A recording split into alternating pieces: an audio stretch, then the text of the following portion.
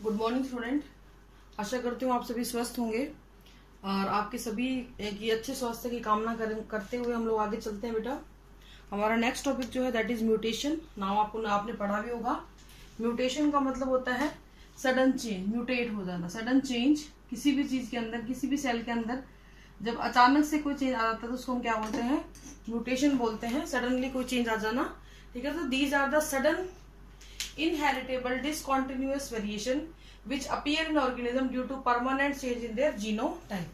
तो ये कुछ ऐसे म्यूटेशन होते हैं बेटा जिनकी वजह से ऑर्गेनिज्म का जो जीनोटाइप है वही परमानेंटली क्या हो जाएगा? चेंज हो जाता है। उसको हम बोलते हैं म्यूटेशन। ये इनहेरिटेबल होते हैं, यानी एक जनरेशन से दूसरी जनरेशन के अंदर ट्रांसमिट इजीली हो जाते हैं, परमानेंट चेंज होते हैं, जल्दी से ये रिवर्स नहीं हो सकते हैं। इसको सबसे पहले बेटा जिस साइंटिस्ट ने देखा था, ऑब्जर्व किया था, that was Hugo de Vries. इन्होंने एक प्लांट लिया था इवनिंग प्रिमरोज, इवनिंग प्रिमरोज, या फिर इसका नाम क्या था दूसरा? ओइनोथारा लेमार्कियाना इसका साइंटिफिक नेम था, जिसके ऊपर इन्होंने काम किया और इन्होंने ऑब्जर्व किया और सबसे पहले ये टर्म दी थी म्यूटेशन। उसके बाद बहुत सारे साइंटिस्ट आए जिन्होंने इस पे काम किया और इसको ऑब्जर्व करना शुरू किया, ठीक है। Now the question is what cause the mutation? Those substances which cause the mutation are known as mutagens. तो जिन सब्सटेंसेस की वजह से म्यूटेशन हो जाता है उनको हम क्या बोलेंगे बेटा? म्यूटाजेंस बोलते हैं। इनको हमने दो कैटेगरी में डिवाइड किया हुआ है, केमिकल म्यूटाजन और फिजिकल म्यूटाजन।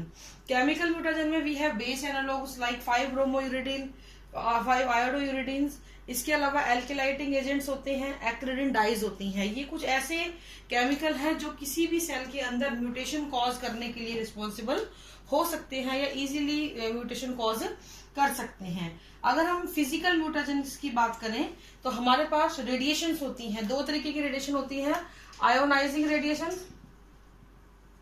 और नॉन आयोनाइजिंग रेडिएशन, ठीक है। तो आयोनाइजिंग रेडिएशन में we have X rays, alpha, beta और गामा रेज, जबकि नॉन आयोनाइजिंग रेडिएशन में वी हैव यूवी रेज। तो इस तरीके से अगर रेडिएशंस को यूज आप करते हो म्यूटेशन को इंड्यूस करने के लिए तो उसको हम बोलते हैं फिजिकल म्यूटाजन, और अगर किसी केमिकल को यूज करते हैं तो उसको हम बोलते हैं केमिकल म्यूटाजन, ठीक है बेटा। तो ये इसकी एक ब्रीफ हिस्ट्री है। अब हम इसकी बात करेंगे कि म्यूटेशन होता कितने टाइप का है। तो साइड में एक आपने देख रहे हो फ्लो चार्ट बना हुआ है, मैं सबको एक बार आपको एक्सप्लेन करूंगी कि करके थोड़ा सा फ्लो चार्ट को हम लोग स्टडी कर लेते हैं, ठीक है बेटा। तो देखिए जरा, यहाँ पे हमने दो तरीके से बता रखा है कि जो म्यूटेशन है दो तरीके से हो सकता है, या तो क्रोमोसोम के अंदर हो या फिर जीन म्यूटेशन हो। अगर तो क्रोमोसोम के अंदर म्यूटेशन होता है यानी कि क्रोमोसोम का नंबर चेंज हो सकते हैं या उसकी मॉर्फोलॉजी चेंज हो सकती है, और अगर जीन म्यूटेशन है तो कोई एक पॉइंट और बेस पेयर का जो है वो चेंज होगा जिसकी वजह से चेंजेस आएंगे। तो सबसे पहले हम बात करते हैं क्रोमोसोमल म्यूटेशन की। इसको हमने फर्दर बहुत इसका बड़ा क्लासिफिकेशन है, देखिए। तो मॉर्फोलॉजिकल चेंजेस, मॉर्फोलॉजिकल और न्यूमेरिक। अगर क्रोमोसोम के नंबर में या उसके मॉर्फोलॉजी में, उसकी स्ट्रक्चर में कोई चेंज आ जाता है तो उसको हम क्रोमोसोमल म्यूटेशन बोलते हैं। इसको हमने मॉर्फोलॉजी के हिसाब से अलग बांट दिया और न्यूमेरिक यानी नंबरों के हिसाब से अलग बांट दिया। तो मॉर्फोलॉजिकल में सबसे पहला है बेटा आपका डिलीशन।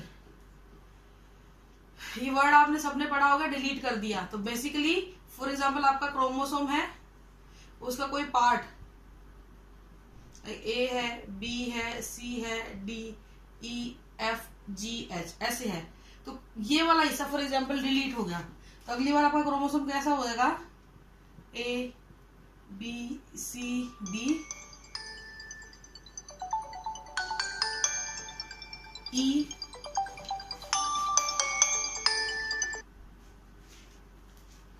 एफ डिलीट हो गया, जी और एच। तो इस तरीके से अगर स्ट्रक्चर के अंदर से कोई एक हिस्सा टूट के अलग हो जाए इसको हम बोलते हैं बेटा डिलीशन। फिर आता है डुप्लीकेशन। डुप्लीकेट मतलब सेम कोई रिपीट हो जाए। फॉर एग्जांपल यही सेम चीज छोटा बनाऊंगी मैं, ए है, बी है, सी, डी, ई ऐसे है, ठीक है। तो ये डी जो है ये रिपीट हो गया, डुप्लीकेट हो गया ये। तो क्या बनेगा आपका? ए, बी, सी, डी, डी और ई, तो इसको हम बोलेंगे डुप्लीकेशन। उसके नंबर किसको, ये एक पीस रिपीट कर गया अपने आप को। फिर है बेटा इन्वर्जन। इसमें फॉर एग्जांपल मैं सिंपल बना रही हूं, A B C D E F, ठीक है, ऐसे लगे हुए हैं, तो फ्लिप कर गया, यानी ये यहां आ गया और ये यहां चला गया, तो फ्लिपिंग हो गई। तो कंडीशन क्या बनेगी आपकी बार, A B E D C और एफ। तो क्या हुआ, ये वाला यहां चला गया, ये वाला यहां चला गया, इन्वर्जन हो गया, ठीक है। इस तरीके से ट्रांसलोकेशन, अगर कोई एक पीस ऑफ डीएनए है, फॉर एग्जांपल 2 क्रोमोसोम है, एक ये है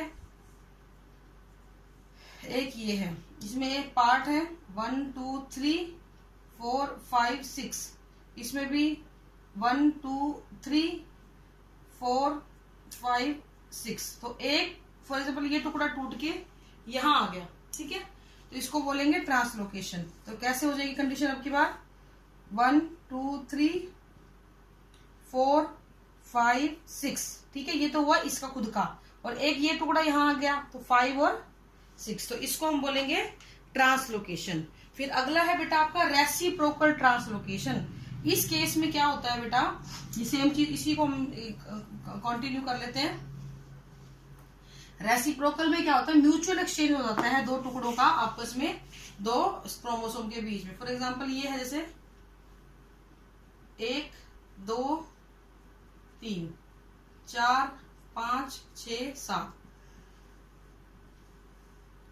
1 2 3 4 5 6 7 8, ठीक है, तो आपस में फ्लिप कर जाएंगे, ठीक है,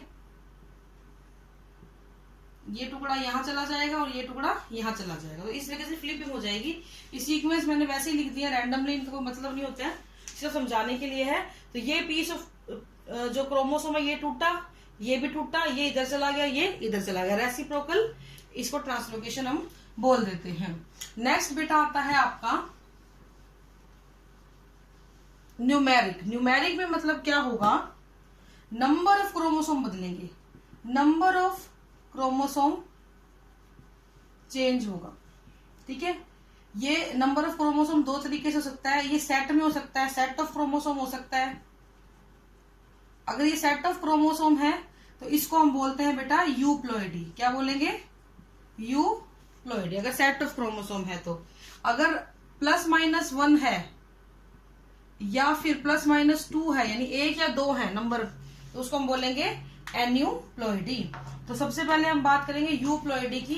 इसमें जैसे कि हैप्लॉइड है, एक क्रोमोसोम और बढ़ गया, डिप्लॉइड हो गया, एक और बढ़ गया, ट्रिप्लॉइड हो गया, टेट्राप्लॉइड, ठीक है, इस तरीके से होता है, कंडीशन बढ़ती चली जाती है। तो हैप्लॉइड, डिप्लॉइड, पूरा एक सेट ऑफ क्रोमोसोम चेंज हो गया, ठीक है, ट्रिप्लॉइड, पेंटाप्लॉइड, हेक्सा, इस कंडीशन को हम लोग बेसिकली क्या बोल देते हैं बेटा, पॉलीप्लॉइड। यहाँ पे आगे फिर से आएगा, वहां पे समझाएंगे इसको। तो अगर number of chromosome, set of chromosome बदल रहा है तो उसको हम बोलेंगे यूप्लॉइडी। और अगर number of chromosome for example aneuploidy है, यहाँ पे या तो एक क्रोमोसोम ऐड हो जाएगा एक, या फिर एक घट जाएगा, या फिर 2 ऐड हो जाएंगे या 2 घट जाएंगे, तो उस हिसाब से हमने इसको बांटा हुआ है। लाइक मोनोसोमी है, मोनोसोमी 2 क्रोमोसोम है, 1 2, कोई एक डिलीट हो जाए तो इसको क्या बोलेंगे, मोनोसोमी। नल्लीसोमी है, नल्ली मतलब नल हो गया, खत्म हो गया सब कुछ, 2 क्रोमोसोम है, दोनों ही डिलीट हो गए, तो क्या बोलेंगे उसको, तो -1, ठीक है, ये -1 हो गया, दोनों डिलीट हो गए, तो ये क्या हो गया, -2 हो गया, नल्लीसोमी, ठीक है। इसी तरीके से ट्राइसोमी में क्या होगा बेटा, ट्राइसोमी में +1 होता है और +2 होता है। ट्राइसोमी, इसमें एक क्रोमोसोम बढ़ जाएगा, लाइक 2 क्रोमोसोम तो ऑलरेडी है, एक और आ गया, +1 हो गया। टेट्रासोमी में 2 क्रोमोसोम ऑलरेडी है, 2 और आ गए, तो क्या हो गए, 4 बन गए ना, तो ये 3 बन गए, तो इसलिए इसको बोला ट्राइसोमी, इसलिए इसको बोला टेट्रासोमी। तो इस तरीके से जब नंबर ऑफ क्रोमोसोम में चेंज आता है, सेट में है तो यूप्लॉइडी बोली जाएगी, और अगर उनमें एक या दो का डिफरेंस आ रहा है तो उसको एन्यूप्लॉइडी बोलते हैं। एन्यूप्लॉइडी में या तो नंबर घटेगा एक से तो मोनोसोमी, अगर दोनों के दोनों घट गए तो नल्लीसोमी, अगर एक बढ़ गया तो ट्राइसोमी, और एक दो बढ़ गए तो टेट्रासोमी। अब एक चीज ध्यान रखना, ट्राइसोमिक डिजीज है हमारे सिलेबस में, डाउन सिंड्रोम, ये आप आगे पढ़ेंगे। यहाँ पे जो 21st नंबर ऑफ क्रोमोसोम होता है ना, वो क्या कर जाता है, एक बार और आ जाता है, रिपीट होता है, जिसकी वजह से डिजीज कॉज होती है। एक चीज ध्यान रखना, क्रोमोसोम अपने एग्जैक्ट नंबर को रखने की हमेशा कोशिश करता है, अगर ये नंबर चेंज होते हैं तो कोई ना कोई डिसऑर्डर ये लेकर आता ही आता है। डिसऑर्डर्स बनते हैं इनकी वजह से, फायदा कम नुकसान ज्यादा होता है इनकी वजह से, ठीक है।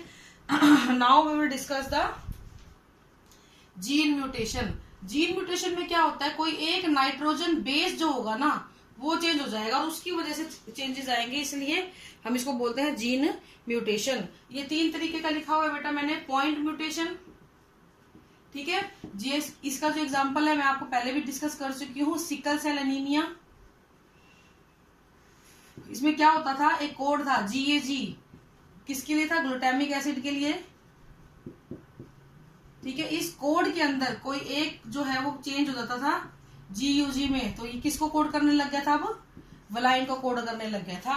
तो किसी एक नाइट्रोजन बेस में चेंज की वजह से आपका जो रिजल्ट है वो चेंज हो जाए, उसको हम क्या बोलेंगे बेटा, पॉइंट म्यूटेशन बोलेंगे। एक बेस पेयर जो होता है वो रिप्लेस होता है, इसलिए इसको क्या बोल देते हैं, पॉइंट म्यूटेशन बोल देते हैं। दूसरा भी कुछ ऐसा सा ही होता है, लेकिन यहाँ पे थोड़ी कंडीशन अलग होती है। फॉर एग्जाम्पल इसी कोड को लियो, GAG है, ठीक है, ये ग्लूटामिक एसिड का है, तो ये फ्लिप कर जाएंगे आपस में, ऐसे फ्लिप हो गया, ठीक है, इन्वर्स हो गया, तो अब कोड क्या बन जाएगा, GGA। और GGA का रिजल्ट जो है वो कुछ भी हो सकता है, कोई भी अमीनो एसिड वो हो सकता है। तो कहने का मतलब है यहाँ पे भी फ्लिपिंग हो गई, आपस में ही चेंज हो गए दोनों कोड, तो इन्वर्जन हो गया। इन दोनों ही केस के अंदर एक चीज हमेशा ध्यान रखना, इस पर्टिकुलर कोड के आगे वाले जितने भी कोड है, फॉर एग्जाम्पल ये GAG है, इसके आगे जितने भी कोड थे और इसके यहाँ जितने भी कोड थे, इन सब पे कोई फर्क नहीं पड़ेगा। फर्क पड़ेगा तो उस कोड के अंदर पड़ेगा जहां पे ये चेंज हो रहा है। सेम यहाँ पे देखो बेटा, इस कोड के अंदर ही तो फर्क पड़ रहा है ना, ये ट्रिप्लिकेट कोड है, इसी के अंदर फर्क पड़ेगा। इसके आगे वाली चेन, इसके पीछे वाली चेन पे कोई फर्क नहीं पड़ता है यहाँ पे, ठीक है ना। एक सिंगल कोड के अंदर फर्क पड़ेगा, लेकिन जो अगली हम बात करेंगे that is the frame shift mutation, इसमें बड़ा फर्क पड़ता है। इसको समझाने के लिए मैं आपको एक कोड बता रही हूं, why did the cat eat the rat, ठीक है। क्वेश्चन है सिंपल। अब आप सोचोगे ये क्या लिख दिया मैडम ने, इसमें आप एक चीज ऑब्जर्व करो, हर वर्ड में 3-3 वर्ड है, सॉरी हर उसमें 3-3 अल्फाबेट है, ठीक है। तो ऐसे ही हमारे बेस कोड होते हैं, 3-3 के बने हुए होते हैं। अब देखो जरा, इसका कोई मतलब है कि क्यों बिल्ली ने चूहे को खा लिया, इसका ये मतलब है। फॉर एग्जाम्पल इस पूरे सीक्वेंस में से कोई एक कोड डिलीट हो गया, मैंने ये डिलीट कर दिया, ठीक है। अब होगा क्या, क्या ये ट्रिप्लीकेट रह पाया, नहीं रह पाया। तो अब जो कोड बनेगा वो ऐसे बनेगा। अब इसको अपने ट्रिप्लीकेट बनाने हैं, तो कैसे बनाएगा बेटा, ये देखो जरा, ये बनाएगा IDT, Y IDT HEC ATE ATT HER। अब आप बताओ बेटा, पहले वाली कंडीशन में बताया था कि आगे और पीछे वालों को कोई फर्क नहीं पड़ेगा, लेकिन देखो एक कोड डिलीट होते ही पीछे वाली पूरी लाइन का मतलब ही बदल गया। क्या इसका कुछ मतलब रहा, नहीं रहा। तो ऐसा म्यूटेशन जिसमें किसी एक बेस पेयर के हटने की वजह से एंटायर चेन में फर्क पड़ जाए, उसको हम क्या बोलते हैं, फ्रेम शिफ्ट म्यूटेशन बोलते हैं। ये तो हुआ डिलीशन के केस में। हो सकता था यहाँ पे कोई नया कोड एंटर कर जाता, कोई नया कोड आ गया, फॉर एग्जाम्पल X आ गया, यानी कि कोई नया कोड एंटर हो गया, न्यू कोड आ गया। तो अब देखो जरा, Y अब क्या बनेगा, X DI DHE DTH ECA। तो कहने का मतलब यही है बेटा कि अब देखो जरा, क्या वो पहले जैसा रहा, why did cat eat the rat, नहीं रहा ना। तो कहने का मतलब चाहे तो कोई कोड डिलीट हो जाए, चाहे कोई नया आ जाए, एंटायर चेन को फर्क पड़ जाता है। इसको हम बोलते हैं बेटा फ्रेम शिफ्ट म्यूटेशन। पूरी की पूरी जो फ्रेम्स है वही सेटल अपने आप को दोबारा से सेटल करना शुरू कर देती है। These are the type of gene mutation. Now we will discuss about the type of cell जिनमें की म्यूटेशन हो रहे हैं। तो दो तरीके की सेल होती है बेटा, सोमैटिक सेल नॉर्मल सेल के अंदर म्यूटेशन हो जाए और जर्मिनल सेल गैमीट्स के अंदर हो जाए। अगर नॉर्मल सेल में होता है तो ये इनहेरिटेबल नहीं होगा, पास ऑन नहीं होगा, लेकिन अगर जर्मिनल सेल में होता है तो ये अगली जनरेशन के अंदर पास ऑन हो जाएगा। ठीक है, तो इसके अलावा एक और टाइप का म्यूटेशन होता है स्पॉन्टेनियस। अगर ये नेचर के अंदर ही मिल रहा है, और दूसरा होता है बेटा इंड्यूस्ड, जो हम खुद अपनी मर्जी से करवाते हैं। तो इस कहने का मतलब ये स्पॉन्टेनियस म्यूटाजन ने कॉज करा लेकिन नेचर ने अपने आप करा। इंड्यूस हमने केमिकल को यूज करके या किसी फिजिकल एजेंट को यूज करके इंड्यूस करवाया म्यूटेशन। तो इस तरीके से आपका ये म्यूटेशन का टॉपिक कंप्लीट हो गया है। इसको आप पढ़ लेना और कोई डाउट है तो बेटा मेरे से पूछ लेना। Thank you, have a nice day.